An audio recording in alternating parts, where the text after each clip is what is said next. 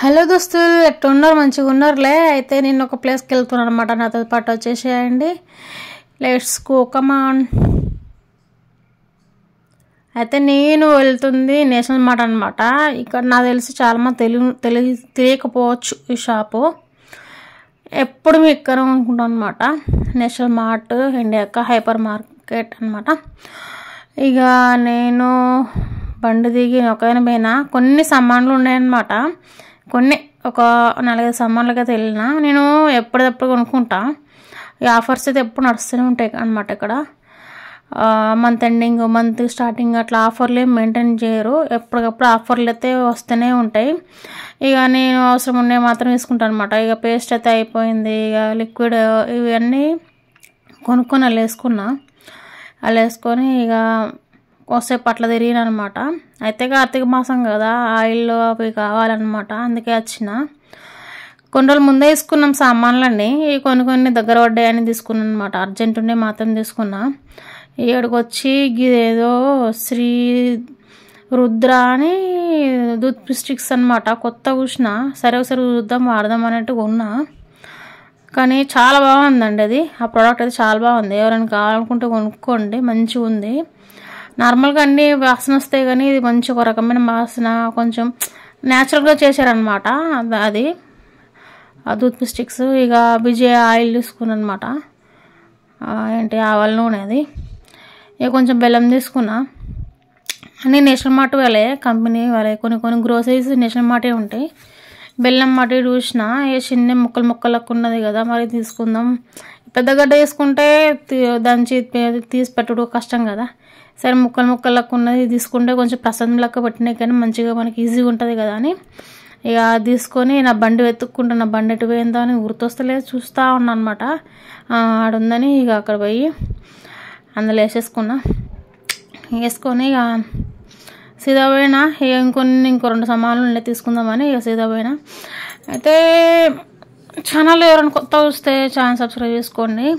అయితే ఇక కొన్ని సామాన్లు తీసుకొని ఇక నేను బిల్ వేసుకున్నాను అనమాట. సో బిల్లు 921 వచ్చింది కదా. తర్వాత ఎంటర్ చేసిన తర్వాత 690కి వచ్చింది. చూసిరు కదా. అంటే చాలా ఆఫర్స్ ఉంటాయి ఈ నేషనల్ మార్ట్లో. మీకు కావాలంటే పెద్ద బ్లాగ్ చేయమంటే చేస్తా, మొత్తం షాప్ మొత్తం వీడియో చేయమంటే తీసి పెడతా అనమాట. ఓకేనా. నేను బిల్లు ఇక్కడ ఇచ్చేసి ఇక పోయినా. నాకు మస్తు హడావిడి ఉంది, బాగా టైం లేదు.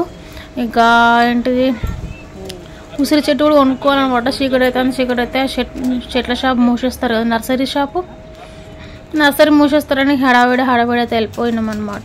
కొన్ని సామాన్లు తీసుకొని వెళ్తూనే ఉంటాను నేషనల్ మార్ట్కి.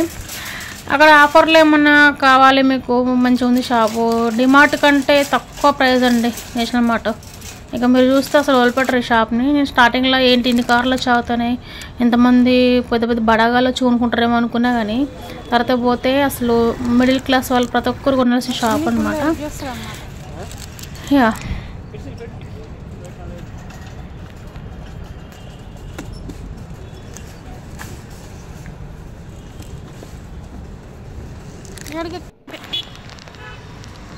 ఇక అయిపోయింది.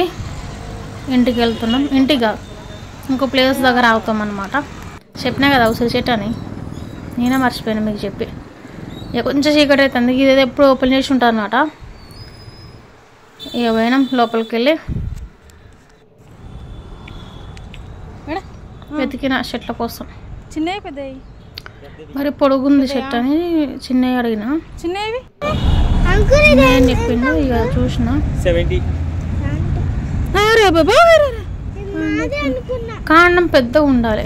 అది కాండం మంచిగా లాగుంటే చెట్టు పెట్టినా ఎదుగుతుంది. ఇవేనా ఆ పర్పస్ మీదనే అడిగాను అనమాట.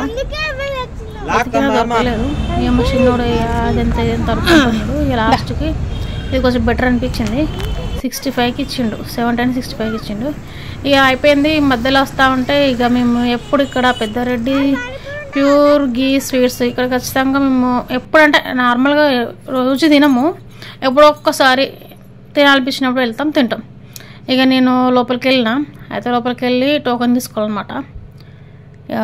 ఇంత 20 రూపాయలకి 8 అనమాట పానీపూరీలు. ఎక్కువ పానీపూరి ఉంటాయి ఇక్కడ, దహీపూరి, సేవ్ పూరి అని. ఇంకోటి ఏంటంటే ఇక్కడ అండ్ పావు బాజీ కూడా సేల్ చేస్తారనమాట.